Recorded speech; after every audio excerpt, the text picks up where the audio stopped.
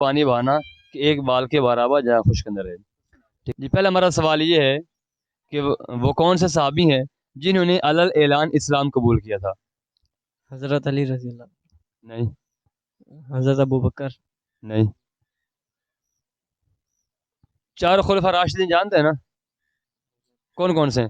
حضرت عمر رضی اللہ تعالیٰ عنہ، حضرت علی رضی اللہ تعالیٰ عنہ، حضرت ابو بکر صدیق رضی اللہ تعالیٰ عنہ، حضرت عثمان رضی اللہ. زبردست. نام آپ نے ٹھیک بتایا لیکن ترتیب آپ نے آگے پیچھے کر دی. ٹھیک ہے. ان چار میں سے ایک صحابی ہیں جنہوں نے علل اعلان اسلام قبول کیا، وہ کون سے تھے؟